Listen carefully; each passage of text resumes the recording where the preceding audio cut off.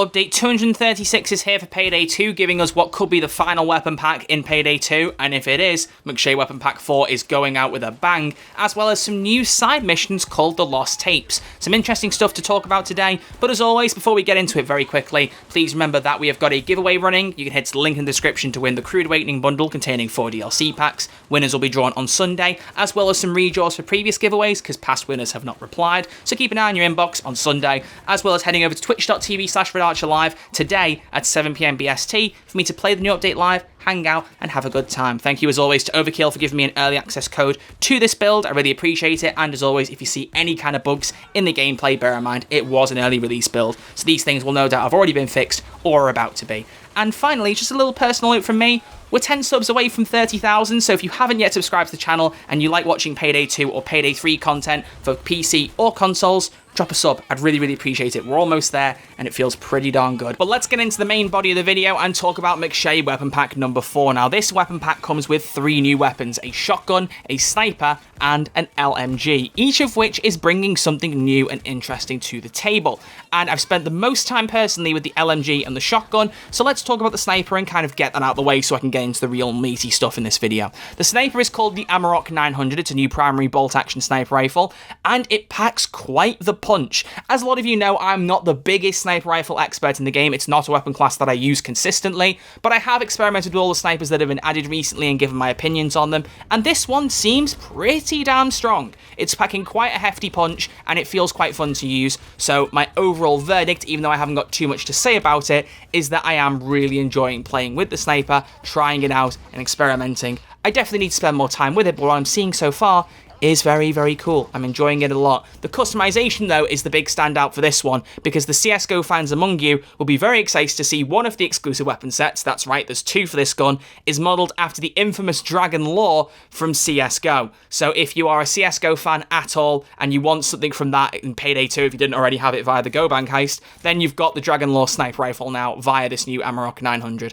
So if that excites you, then let me know in the comments. I'd be interested to see how much of the excitement for that sniper rifle comes from CSGO fans, because I'm wondering if there's going to be quite a big loop over there, quite a big overlap, should I say, because I'm expecting there to be, but I'm not too sure. We'll find out. But overall, the sniper pack's a pretty hefty hunch. It's got some cool customization to it. Both the weapon sets are pretty decent, they look good, and there's some pretty decent customization to the sniper rifle, so I really enjoyed kind of putting it together and experimenting with it for the brief amount of time that I did. And the reason that time was brief is, as I've said, because I've spent way more time with the other 2 weapons, which I feel are more noticeable in this DLC pack, but all 3 are bringing something cool to the table. So now, we're going to move on to the LMG, because the Campbell 74 LMG feels more like a minigun to me than it does a light machine gun, and just looking at it, it looks a lot like the micro gun that was added several years ago. It is a fast-firing, hard-hitting LMG that feels very fun to use, but the main trick with this one is that it comes with an underbarrel flamethrower, which is a phrase I did not think I'd be saying in Payday 2. They continually seem to be adding things that just change things up consistently. It's what I'm liking about a lot of these weapon packs. We had the Hailstorm previously, not that long ago, which had the full-firing LMG-style minigun mode,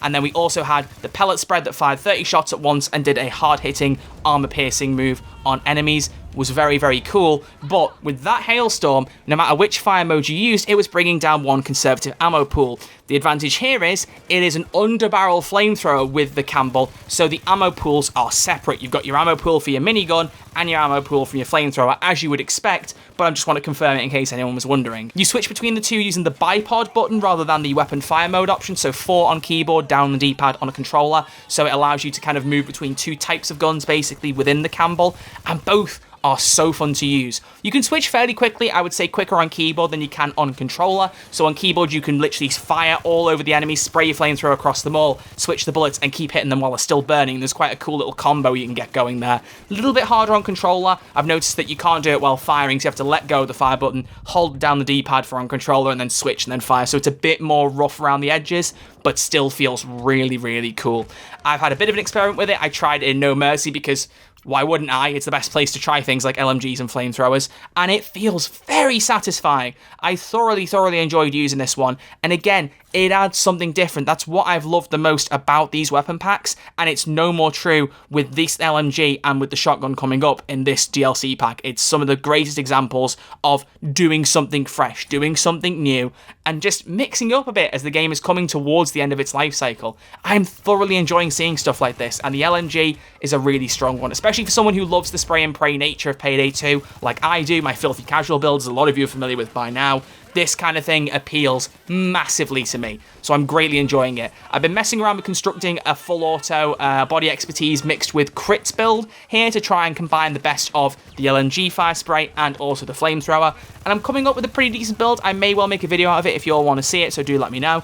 But it's really interesting trying to experiment around with this and just having a lot of fun. So while it isn't the best weapon in the pack, in my opinion, you'll see why in a second, it is a very close second, because I'm really enjoying using this and I cannot recommend it enough. It is well worth the time. So now you're probably asking, well, if that's not the best weapon, what is?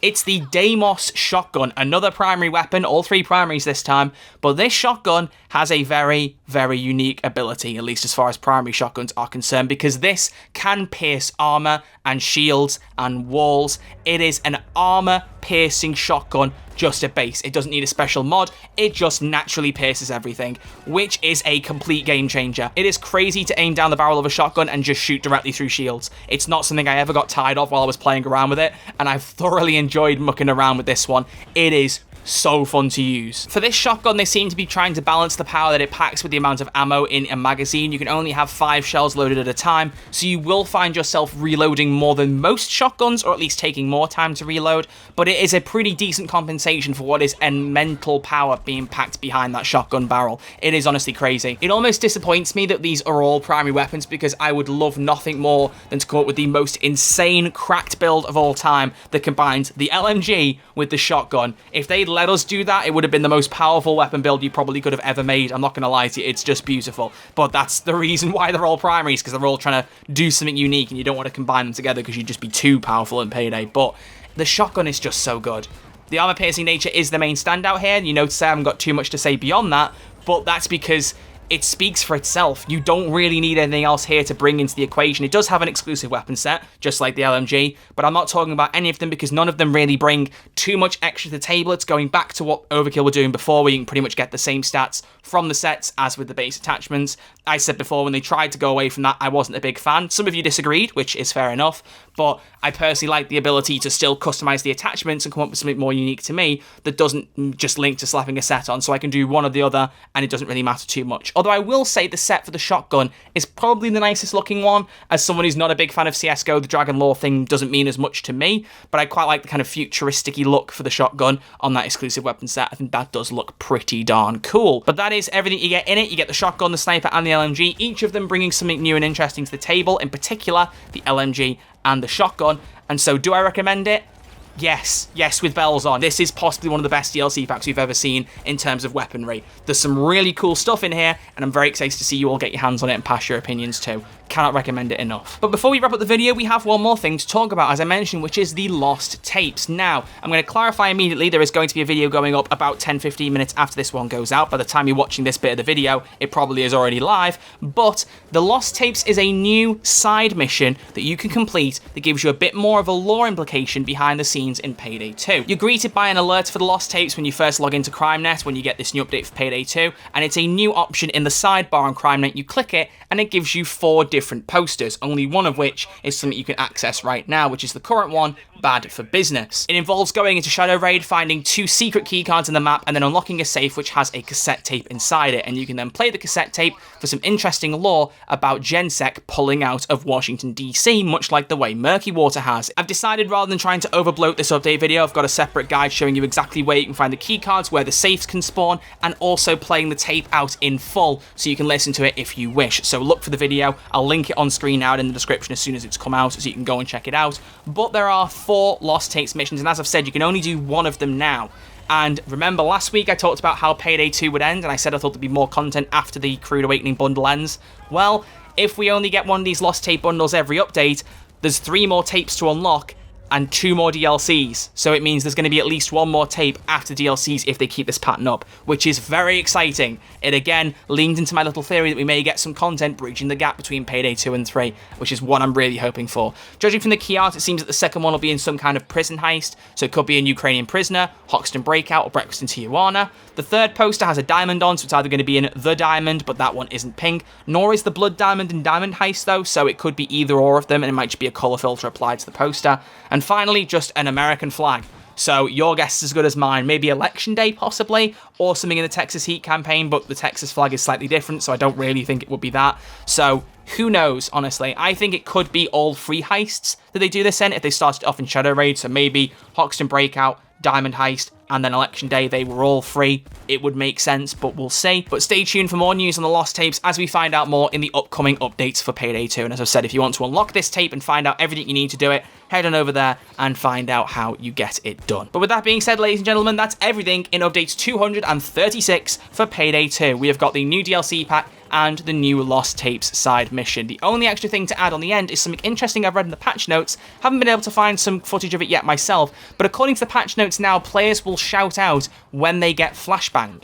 So that sounds pretty interesting. Apparently the characters will actually scream out if they get flashed. So keep an eye out for that in-game, keep an ear out, see if you can hear it at any point while you're playing the game. I'll be keeping an ear out as well while I'm streaming tonight. I was recording the gameplay last night very late and wasn't 100% focused, so I may have missed it if it happened, but I wanted to make you all aware because I did read that in the patch notes and found it quite interesting. But apart from that, what do you all think of this update? Do you think the DLC pack looks good? Are you excited to get your hands on it? If you're watching this after you've got your hands on it, what do you think? What's your favourite weapon? What's your least favourite weapon? What do you think about the Lost Tapes side missions? Do you think it's going to be something new and heavily implicating with Payday 3's lore as well as Payday 2's? What are you expecting out of it? Let me know all of your thoughts and more down in the comments section below. If you haven't entered the giveaway, go and enter it. Check me out on Twitch at 7 PM BST tonight for that live stream. And other than that, I will wrap this video up here. So thank you all very much for watching. Greatly appreciated, and I will see you all very soon with a brand new video. Until then, look after yourselves, stay safe, and I'll see you all soon. Thanks for watching.